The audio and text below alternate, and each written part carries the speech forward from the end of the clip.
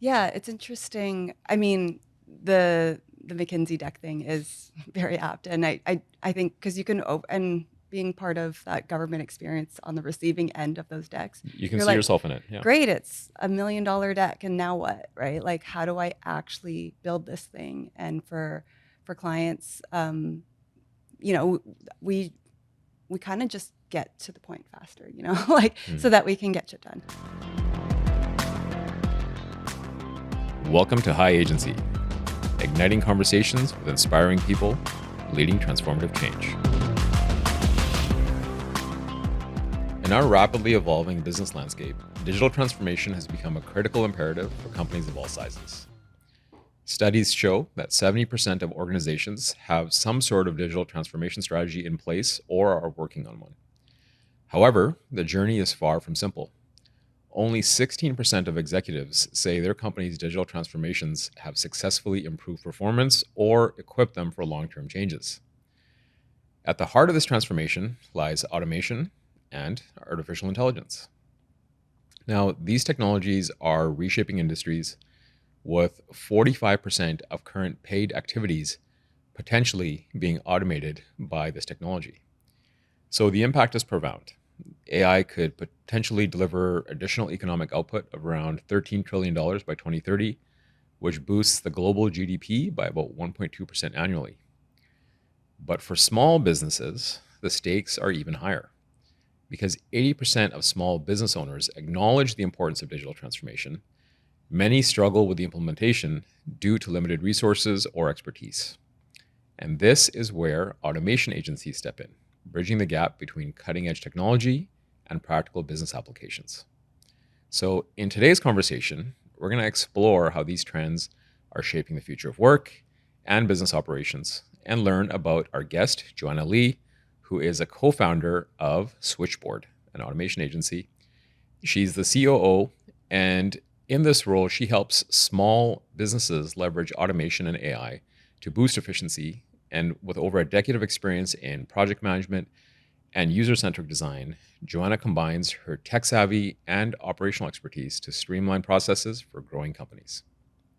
She's a Vancouver native with a global perspective. She's passionate about using technology to solve real-world business challenges, and she empowers teams to work smarter. And I'm told she also is really good at Mario Kart. Welcome, Joanna. Thank you so much, Mo. So before we get into it, I think when we first connected, I was already gushing to you about Switchboard, how much I appreciate the company, and not only what you do, but how you do it. But before we get to that, I'm really curious about your story, because it is a very technical and potentially nerdy value proposition that you guys have. And so I feel like there might be actually some, kinship here, but I'd love to hear about how you actually arrived at Switchboard. Like, what did you do before? Yeah, thank you for the question. I mean, Or as a yes, little girl playing video games, where you're yeah. like, one day I'm going to I start mean, the an automation nerd agency. level was real from the start, and I think I've always had a keen interest in, well, keeping up with my brother, for one, when it came to video games and just exposure to computers and technology when, like, ICQ and all these things became really prevalent when I was coming up in high school. And so I entered a tech program, which was the first of its kind when it started. It's now part of SFU Surrey's like CAT program for interaction design. And so just kind of leaning into this pretty early space when a lot of people didn't know what UX was. There wasn't job roles for that. I think they were still defining what that curriculum and the program was with the teachers that we had there. And so, but it was a really eye-opening experience to pivot the conversation in tech around the user and focus more on the user experience. And so, it was just such a nice, revelation in how to approach things. And it's not just applicable to tech. And I think that's where, I was working actually in government at the time when I was still in uni. And I ended up, after I graduated, shift into the immigration sector and helping work on some of their programming for resources for newcomers. And I think that was an interesting time because, like we were just developing websites that weren't just the Ministry of Attorney General's like page where, Not users. shining examples of UX. Exactly, right? I was like, why am I having to justify updating content for a program on the Ministry of Attorney General's website? No one is going to think to look there. So it was an interesting time because I think this was like that moment where digital transformation in government started. Like the UK already had their portal that was an amazing best-in-class example for that time. And this is way back in like 2011, I want to say maybe. So it was a real moment in time to learn about all the intricacies of government transforming and seeing all the different areas that needed to come together, but how challenging it was because you're also looking at a lot of infrastructure that's not ready to be just ported online. Like you're having to do the groundwork first. And so the Welcome BC portal ended up being, one of a really big resource in a lot of ways for newcomers to access things from different ministries, but not from a ministry perspective. It was about, what does the user care about? How do I get a driver's license? The basics. How do I sign my kid up for school? It was really focused on the lens from their experience. So I think taking that principle around user-centered design and user-centric focus just helps you think about people in a more empathetic way. And taking that principle into what I do has really been at the core of it. But at the same time, seeing these really big organizations like government where it's, everything's organized by departments, you have to write briefing notes for things to get things done. And it was just, as a young person out of school, like it's a confusing process. You're like, I don't understand why I can't just update this website. Like why does a browser extension require like a 1-year process through IT to get something done? So sounds fairly soul crushing. Yeah, it was a bit soul crushing. And it's funny because I remember some younger interns coming in and worried they lose their sparkle if they ended up staying. You see the life go out of their eyes very slowly. And it's not all bad. I would think like I was fortunate that it was a good time to make real change and have impact because those resources really did have an impact. I mean, I remember getting letters from new immigrants who were like, thank you for these books and things that, they were just to the minister, but I'll take it.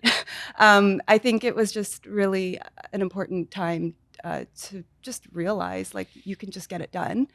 And honestly, a lot of those things were just reaching out to the different groups and pulling that content together so that we had a foundation, but also building those relationships across different ministries and organizations and whatnot to have it all come together. So that was kind of like a big catalyst for me of like the why.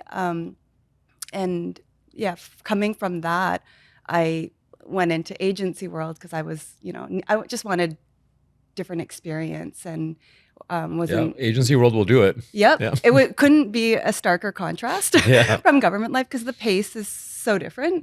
And I ended up working in the UK for like a year at a smaller startup agency, or not startup, I guess they were about 12 people, but it was small and more of a print-focused design agency for real estate. And I was helping run their digital team. And so helping translate print designers to web focus to do like, marketing sites and whatnot. So it was definitely an interesting experience to see going from one extreme to the next and how really small business runs where your co-founders are also the ones doing the coffee runs and the, buying toilet paper for the office, all those fun things. So it was just, a good eye-opening experience. And then when I came back to Vancouver, ended up at Blast Radius again, like many Vancouverites. So many people have come as to a Blast project Radius. manager. Yeah. So I think that was also again another inflection point of a medium size, like organized or level size company, I guess, for the Vancouver office with a lot of process for us to manage and a lot more responsibility there. And then eventually moved to MetaLab, which is another kind of BC-based product design agency. And so names like Blast Radius, MetaLab, like these are fairly legendary agencies in a Vancouver context. And it's also interesting because both of them came up and made a huge impact at different points in the sort of wave of technology and digital change and revolution that's been happening. So what was it like coming into and out of Metal Lab? Well, when I started at Metal Lab, it was about 50 people and grew to almost like 200. So it was an interesting time because I think, you've got this big reputation of a company and, it's really exciting. And they were actually a pretty lean team, which is amazing because I think sometimes it is just focusing on the core values and the principles of what they're about. And I think they really leaned into doing interfaces and interaction design really well and being quite humble about it, actually.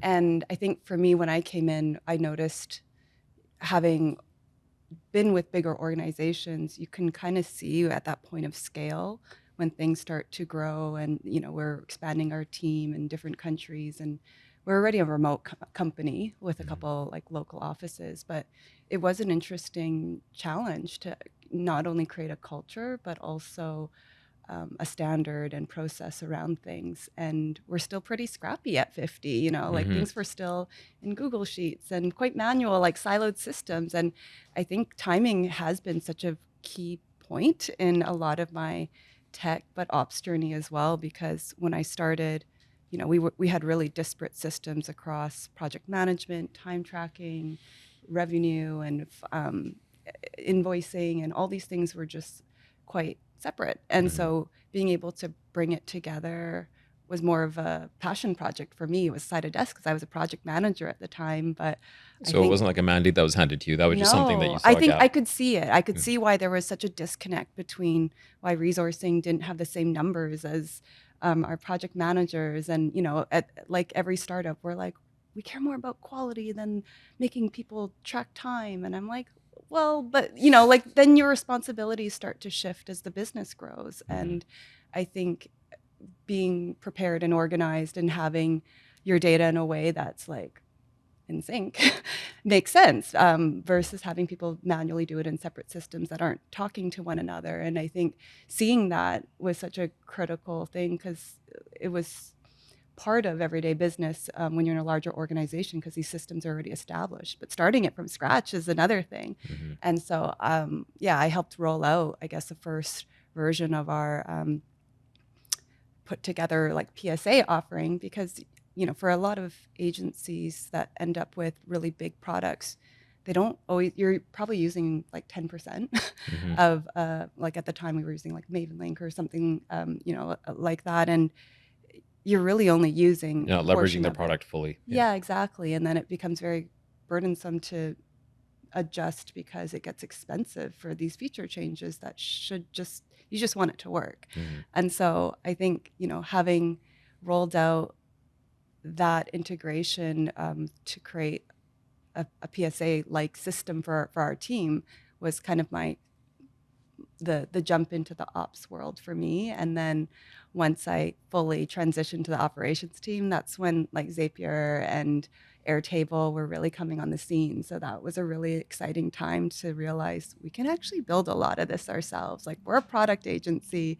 We kind of take that approach to a lot of how we organize things. And quite often it's not going to be a finished product. Everything is an iterative process to managing these things. But one of our first big workflows that we built was to help our sales team help with their pipeline, to briefing the teams in, to like once the work was won, translating that to a project and having that data flow more seamlessly versus having people, manually creating all these templates and using the same like emails. And there was just so many repetitive tasks that people didn't need to be doing. And I think a lot of them want to focus on the networking and the connection with their prospects and not being in the day-to-day and the monotony of like saving sheets and Google Docs, Yeah. I mean, speaking of monotony, I'm seeing an interesting parallel there, though, because what you're describing from your experience in government Yeah. of various departments, maybe even within an agency, or connecting with, a variety of agencies. But the idea of needing to bring multiple stakeholders, multiple departments together to work Definitely. on something, Yeah. and then recognizing that again later on in the technology realm.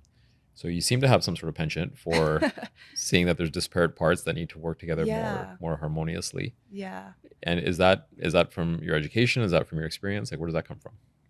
That's an interesting question. I mean, I always say, like, I feel like I'm a systems thinker. I like to look at the big picture of things and the Mm-hmm. interconnected points. And so I'm not sure where that happened actually, but somewhere along my career, I think it just like it became more obvious to just see where the disconnects were, where people weren't speaking to one another or this group wasn't speaking. Like if the data points are the same, if finance is needing the data from projects or resourcing, and that's going to be something that's important because not only we're going to be audited on this, like that's a critical thing. We need to better align teams around the core focus and values and things, and that's a big part of bringing um, the infrastructure together. Mm-hmm. And yeah, I think a lot of startups end up focusing really in siloed domains because we're all focused in our our lane. Mm-hmm. Mhm. Yeah, and a lot of the gaps just get filled with human tasks, right? Exactly. Yeah. And it's something that I struggle with quite a bit because as an agency at Skyrocket, our work is understanding our clients, understanding what they're trying to do, and then go and do that, Yeah. right? And over time, and I think any company can be guilty of this if you're around long enough, Yeah. it's over time you build up this sort of internal bureaucracy. Yeah. And eventually that internal bureaucracy sometimes starts feeling like the work, Yeah. and the outcome isn't the work, Yeah. right? And so we've kind of gone through that ourselves internally, where our internal bureaucracies around how we manage project or how we Yeah. define and try to manage work, we actually had to go through a period of kind of ripping a lot of that out Yeah. and to sort of get lean again Yeah. and get nimble and then look at and decide, Yeah. what tools are we using and how do they talk to each other. Yeah.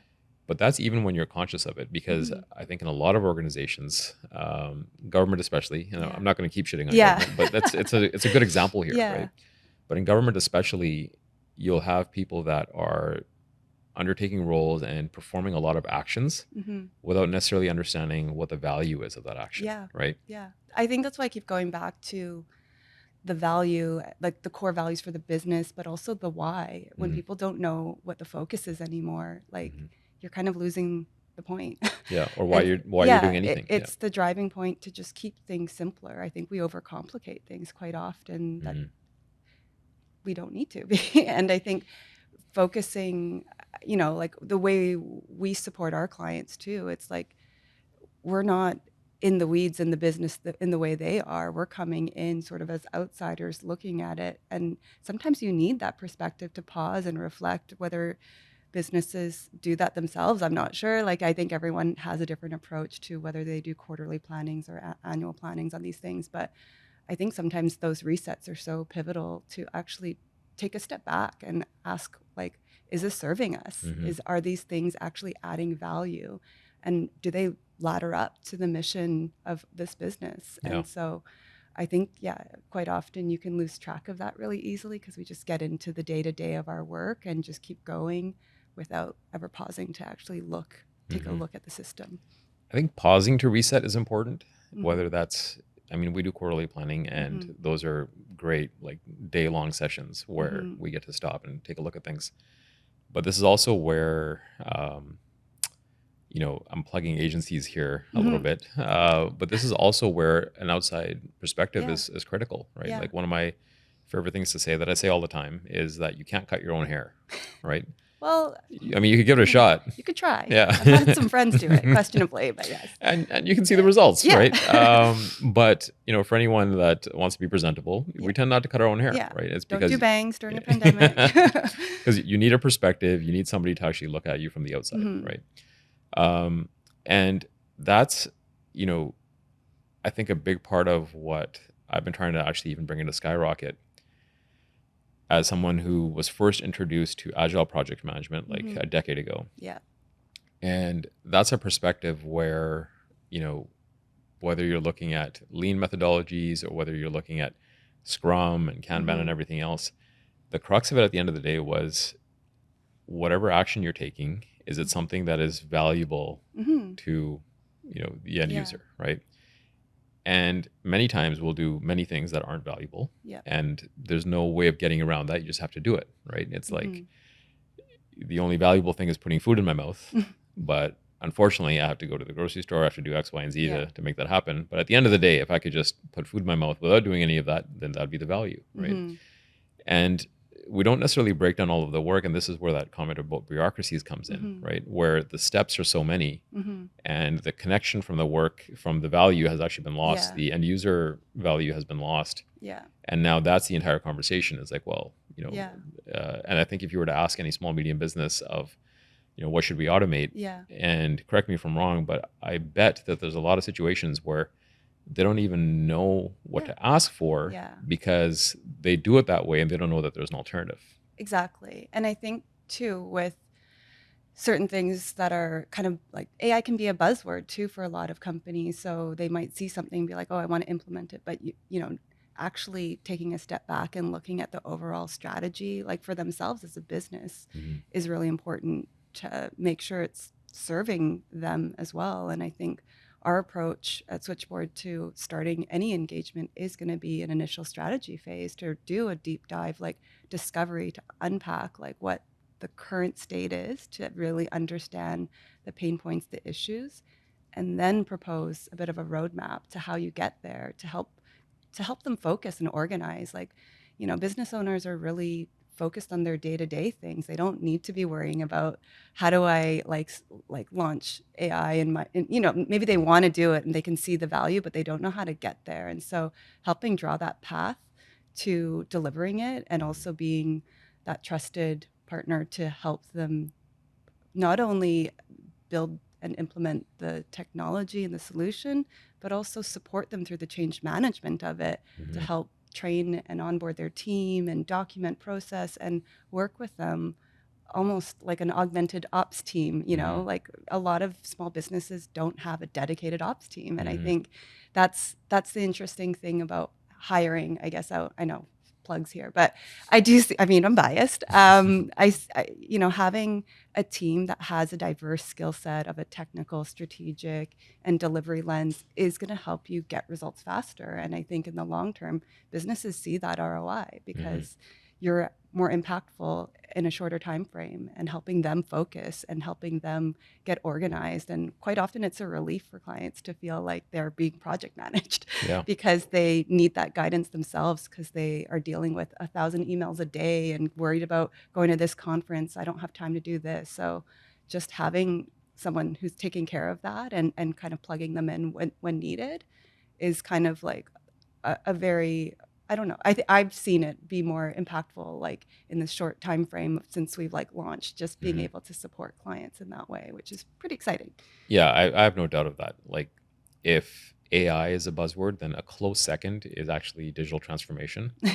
But that loses some relevance for small, medium businesses. Totally. Because the good thing is that they don't necessarily have the layers and layers of enterprise systems and software. Tech debt, all of that. And there's so much technical debt and almost like the sort of calcification that forms that is so hard for large enterprises to break up, that they have to do something that's, big and kind of traumatic, which is this digital transformation thing, try to break that up and get things moving again. And so small businesses aren't saddled with that always. But at the same time, they might not have the resources, time, and just the reams and teams of people internally to manage some sort of massive automation project, right? And so there's a sort of a middle area where I see you guys fitting, which is why I found the company actually so fascinating. Where for a small or medium business that can't undertake what would normally be considered a big digital transformation project, and the thing that McKinsey and other agencies will, consultancies like that will talk about, but still want to improve things. Still want to say, how do we get more of our people focused on doing the work rather than pushing the digital equivalent of paper around their desks, right? So at what point did all of this sort of culminate for you? And you said, actually, as a project manager, you've been kind of greasing the wheels Yeah. and going in and kind of lubricating internal systems for a while. Yeah. But when did you realize that actually that was the entire value you wanted to create and Yeah. put it into something? Yeah, it's interesting because my co-founder Justin, he also came from MetaLab too, and has a wealth of experience and way more technical than I am in this area.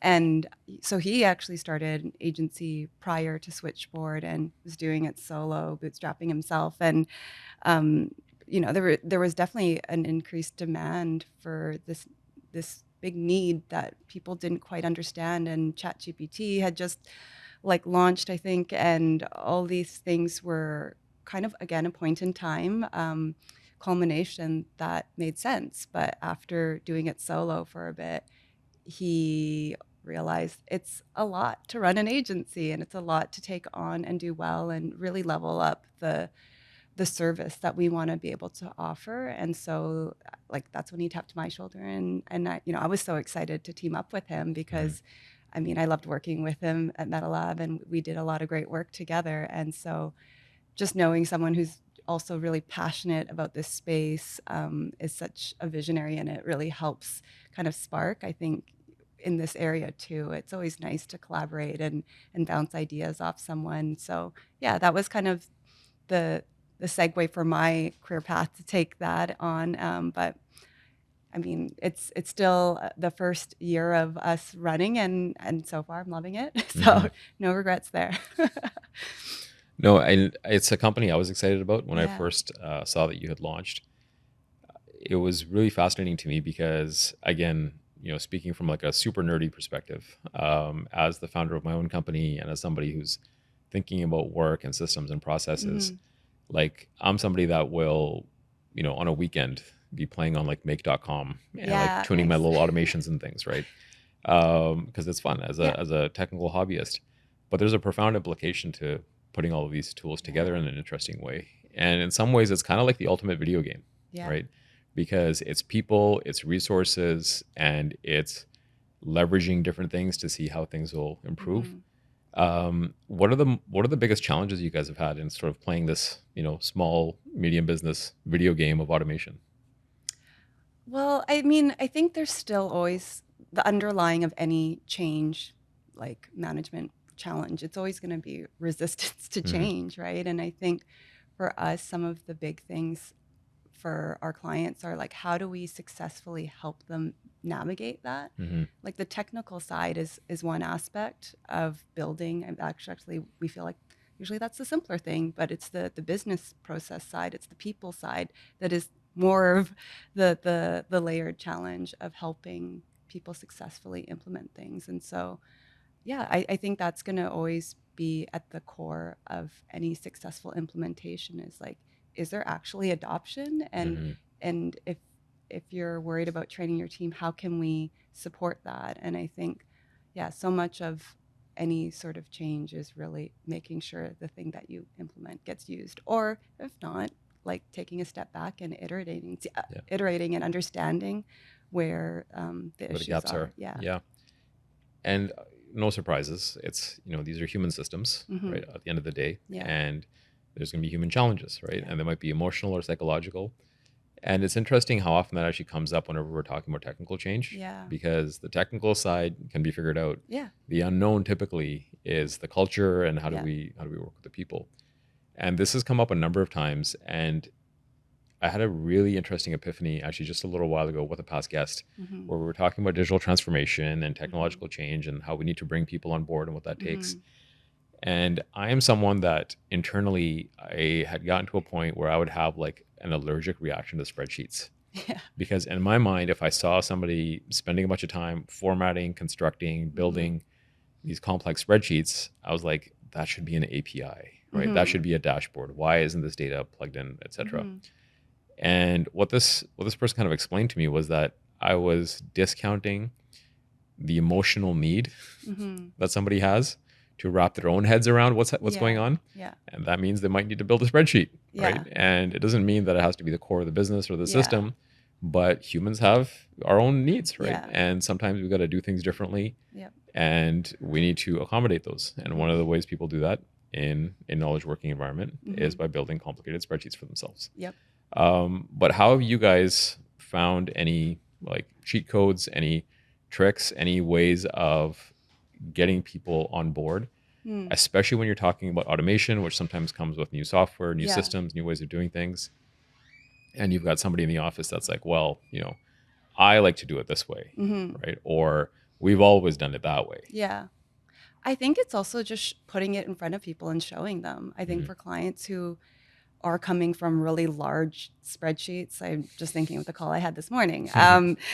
It was so complex because it's a whole scorecard algorithm that I'm not going to pretend to understand. Mm-hmm. But at the same time, when we brought that into Airtable and demoed what that interface looks like, it's simpler, right? Like you're Mm-hmm. not seeing the back end of how that calculation is working.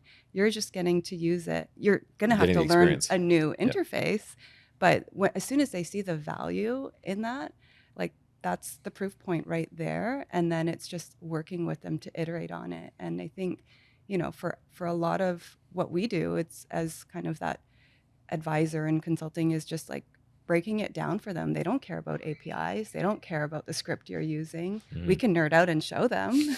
Sometimes they're interested, and Mm-hmm. and maybe if when they take it on, like they might need to manage it. But when we're demoing things to our clients, or even just working across the internal team, like we really leverage the just experiment and testing and trying to see if that approach works and solves the problem, and just working through things in that iterative way. And so I just find, like, with this sort of opportunity with the software that we're using now, it just makes it so much easier. Like you said, like you can just be a hobbyist and tinker, and Mm-hmm. it's not like you're spending 3 months effort to build something that you might have in an enterprise way, right? Mm-hmm. Like in something that's a bit of a, like, beast of a program. But with a lot of what we do, it's a little bit lower stakes to experiment and just show and see if that thing's going to work. And usually it blows their minds because they're coming from pen and paper or a Mm-hmm. very manual way of doing something. Mm-hmm. Hmm. It was actually in one of Switchboard's. I think on your website you have like an introduction deck or Hmm. something, but I We saw it take a look somewhere. at But that. there was this amazing slide deck, and one of the slides in there, and when anybody shits on McKinsey a little bit, I'm always Yeah. a fan of that. It's Yeah. fun. It's easy. They're a target. But there was this one slide that actually had, McKinsey advertising their digital transformation services, Yeah. and then a piece of McKinsey thought leadership that said 70% of digital transformations fail. And it's just a fantastic juxtaposition of what's actually going on in the Hmm. world. Um, but improving the value of what you're doing, because what you're describing is putting it in front of somebody and showing it to them. Hmm.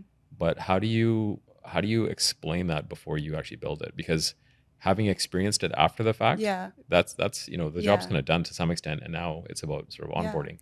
But how do you tell the story beforehand?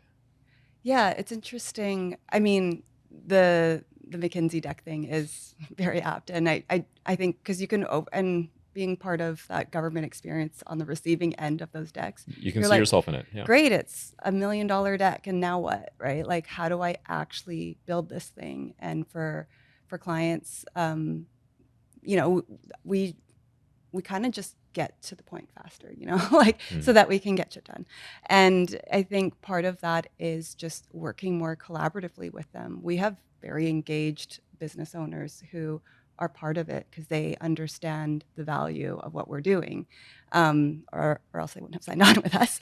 But it's in their interest to make sure that we're set up for success too. And part of that is making sure we're speaking to the right people who are the, the business drivers, the decision makers, and the subject matter experts in the organization, Mhm. for us to be able to actually make a recommendation that feels way more tactical and actionable. So I think that's, we're not taking months to do something, we're taking weeks. Mhm. And I think seeing that immediate return for them, they can see the value. They're already getting excited to how we're going to implement, because that's good, that us automating and how their email generation leveraging AI is going to save them like hundreds of hours. Like that's the sort of thing that gets them excited, so they're motivated Mhm. to roll things out with us. And I think that's, oh, it's closer working relationship than I think you can get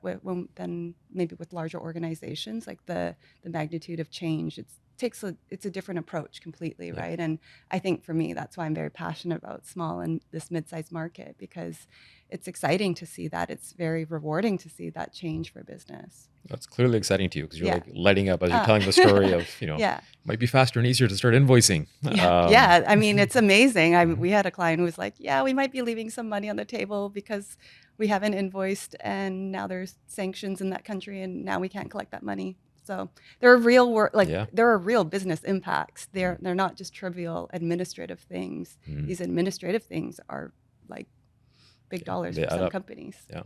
Yeah. So Switchboard, am I right in saying like this is your first foray into startup Yeah. Founderland? It is. Yeah. I mean, I've worked for startup and but yeah, this is the first one. So And how's it going so far? Like, what have been your biggest challenges to date? I mean, just that transition from almost like IC and management from my previous agency to this. It's definitely a different switch. You're wearing a lot more hats. You're kind of we've learned a lot from our experience working in agency, and that's really, I feel like, gives us that leg up for sure of like just understanding how a business is run. But doing it is very different, like being in charge of the books and all these other areas. So it's exciting. I mean, it's also really satisfying to be able to start from scratch with things and have no Mm-hmm. tech debt or any other process debt, and just start to build things in your ideal state of like what would I have liked to see. But it's also really exciting creating new career paths for people who are interested in tech, but they don't know what that job looks like in the real world now, because this is a new space for a lot of people, but it's also giving opportunity for operations professionals who might have worked in a very siloed space. And so to me, it's very rewarding to be able to create different opportunities for people, but also offer something different that we haven't seen in the market yet for our clients. Mm-hmm. So from what you're describing so far, like this is one of those Steve Jobsian sort of quotes of, connecting the dots, looking backwards. You leveraging what you learned at these various agencies and these different roles into your role at Switchboard and the founding of Switchboard, it makes a lot of sense. Mm-hmm. So you're leveraging a lot of the strengths and aptitudes you'd built there. You're a year into it. What are the new things, or what are the gaps that you saw in yourself that you had to fill and like learn really quickly? Well, I think I told you before this podcast, having to be the face of something is very different for me. As an ops person, I'm very comfortable behind the scenes and just like having impact in that way. So being conscious of like the marketing efforts and all these other areas was definitely a new focus for me. But also just like other areas of running the business, having to do like reporting and business level board decks and all these things that are just not things I had to do before, but very fun to learn. Yeah. Well, especially the era that you're in, because more than ever, for I think companies of any size, frankly, CEO led and founder led marketing is a huge thing. Yeah. Right. Oh. So you were mentioning that this is your first podcast, but hopefully not the last one. You're gonna have to do a lot more of these because founder led marketing is a thing. So apparently you gotta do it. But aside from coming into the front and kind of putting yourself out there, right? If I'm paraphrasing, but if that's what I'm hearing from you, is that you were more comfortable operationalizing things and kind of being tucked away in a room somewhere, wiring stuff together, and now you're being the face of something and really putting yourself out there. What's exciting you? Like, what are you interested in sort of learning next in your own leadership and startup founder journey? I think being able to grow a solid team, like a empowered team to do this work. I think it's interesting to be able to find people with the values who get this work and who want to drive change in the way that we do is going to be a big focus, and learning how to like navigate that as running an agency in that way. But I think that's probably going to be a big core of that, as well as like the the brand and marketing aspect. And, for me, it's like you said, the marketing space has changed a lot. I mean, I studied marketing way back in the day too, and it's a completely different game now with how social media and content marketing is driving things. So yeah, there's a lot in there that I think we're going to be diving more into. And as we have, we've been really working on things like case studies and to really showcase to people what we do, because I think there's people who are engaged and already like interested in this work who might get it right away, but to see the value in a tangible way and like with real examples is really like how you kind of get that critical mass. And so I think, yeah, building the right brand and marketing approach, but also the team behind it, that's really going to be the core of what the business is going to, our service offering, right? Yeah, I mean, I'm gonna sound like a fanboy here again, but with Switchboard, one of the things I really like is that it's such a technical value proposition, actually, right? Automation, artificial intelligence, but you do such a great job of communicating your culture, right? Because even how the company is showing up, there's a culture being communicated, right? And moving forward, like my prediction for Switchboard is that the technical stuff is easy. Like you guys are good at that. You'll continue being good at that. But the communication of culture would be my hope for you, that you just really lean in on that because you're doing a great job of it so far. Oh, thank you. Did this just come naturally to you guys? Like how did you just knock it out of the park on your first try? I mean, I think we also have, or just being ourselves, I guess in some ways. I think our values are very much aligned with being very human. It's actually one of our core values. We do talk about like, we're optimizing systems, but you're doing it for people. Human. Yeah, right? Like we're not doing this to be more of a machine. So I think just people resonate and understand things better when you speak to them in a more human way. And that's why I think the storytelling aspect and analogies to understanding tech, it can be very overwhelming. I mean, I won't say I'm the most proficient tech person either, I think, but it helps to break it down in a way that's more relatable and understandable for more practical applications. I think a lot of small businesses just get overwhelmed by it. They don't know where to start. And I think for us, it's very important, but also for the team culture too. I think having empowered people who have those values, they're going to be interested in continuous learning. They're going to want to have a safe space, to have that culture to do those things. And yeah, culture has always been very important. I think even when we came from MetaLab, it was very much like when you're a remote agency, you kind of really need to lean into those other soft skills and other areas to create that point for collaboration and how people work together. So I'm really excited that comes through. So thank you. Yeah, absolutely. What was MetaLab entirely remote? Well, we had an office, but primarily a very remote. remote work culture. And so it was very foundational to us. It was a stark contrast for me coming from like those government days to everything's on Slack, and I've never had to use so many emojis so quickly in my life. I think it really highlighted, I always call myself a geriatric millennial, but honestly, I could not keep up with the speed of how people emote. And so I think there was like a natural like DNA that gets formed when people just feel comfortable with one another. You're creating that safe space for people to just share not just the work things, but the personal things. And it gives them space to learn and grow. Yeah. Yeah. And I think that is such a fascinating focus of like the focus on the humanity and the focus on the people, because there's an interesting sort of parallel I'm just drawing out of technology and even like the application of discipline, individually. And the reason to apply discipline, or the reason to frankly use technology, is to take the basics of what you have to do in life and just get them out of the way, right? So that you can spend more time being human, so that you can spend more time actually living and expressing yourself and receiving what this life has to offer. Yeah. And that's still a tough sell to someone that thought that was what work and life was to do the steps and do the things, right? And the humanity of that story, like, do you have any interesting or recent examples of places you've gone in and kind of made that impact, where you can show efficiency, like you mentioned the invoicing and some money that might have been left on the table by somebody that didn't have efficient invoicing. Yeah.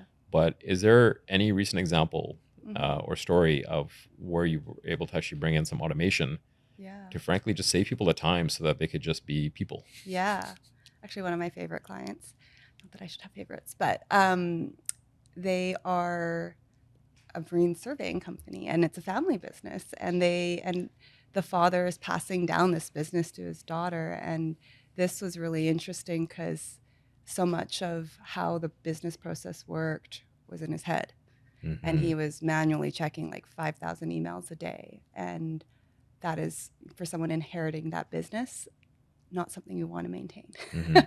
And so I think it has been, I've noticed this actually now with a couple of clients too, where when you're transitioning between leadership, that's usually a good moment to reflect and understand the business, because you naturally have to, but also it's, a really big opportunity for them to unpack why was something done that way, and should we keep doing it that way, like is because oftentimes it doesn't make sense if it's not serving you. And so in this case, we ended up helping them find a better system to manage their 5,000 emails a day that they were manually tagging. And it always blows my mind, because coming from tech, I'm always like, it always surprises me, some of these stories too, where they'd have to send these reports and the surveyors would take a photo of the Excel spreadsheet to send it on WhatsApp to get it back to the for them to process everything. So there's just like this mix of tools without a real system in place, and even how rates and all these other areas of the business where decision points were being made there. Everyone had to step back to understand, how was that actually done, and they realized that's all reliant on a person. Wow. Not a process. And so I think that's usually, like, when we're saying how a lot of this isn't necessarily just the technical side, it's the business process, it's the people side, it's helping them unpack those things so that you can get to a cleaner tool and data infrastructure, and helping them distill it down. Because it is overwhelming. It's a pretty overwhelming conversation to have, and you can go into these like rabbit holes of discussion and not really have an outcome.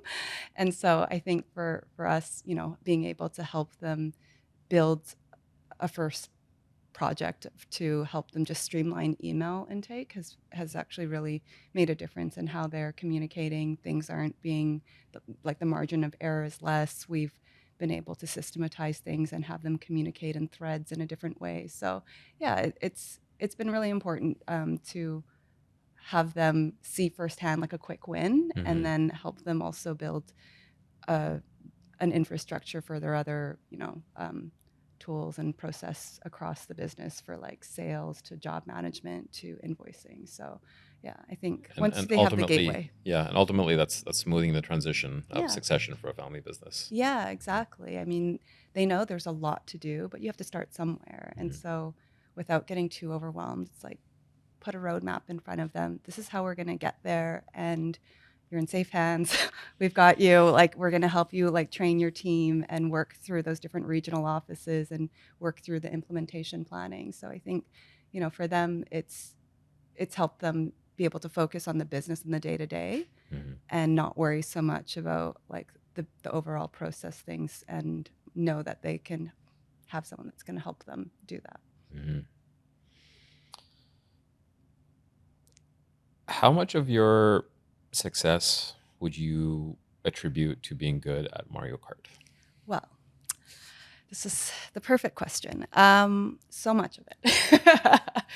I think, and I mean, I was surprised in myself how much I would take Mario Kart so seriously. But I will say, again, having an older brother where he was so good at all the video games, needing to just be really good at one thing. Oh, so you specialized early on. I specialized early on. I was all about mapping that feather efficiency to jump off that rainbow road. And I don't know, I guess it was like a subconscious thing that I didn't realize I was doing until I did it. But yeah, there's some sick drifting skills, I have to say. I think we can draw a pretty straight line from that to Switchboard. Yeah, it's all about the Tokyo drift. Absolutely. When you slide into first place. So for anybody that wants to learn more about you and what you're doing and your company, where should they go? Well, you can go to our website, with switchboard.com, or find us on LinkedIn, also with Switchboard. And yeah, we're going to be posting a lot more on our case studies and other examples. So just excited to get the word out there. And hopefully you're going to be talking and speaking and Yeah, we'll sharing get a lot there, more. baby steps. All right. All right. Yeah. Well, thanks, Joanna. Thanks so much. Appreciate it. All right. Well, hopefully we've given you a lot to think about. That was High Agency. Like and subscribe, and we will see you next time.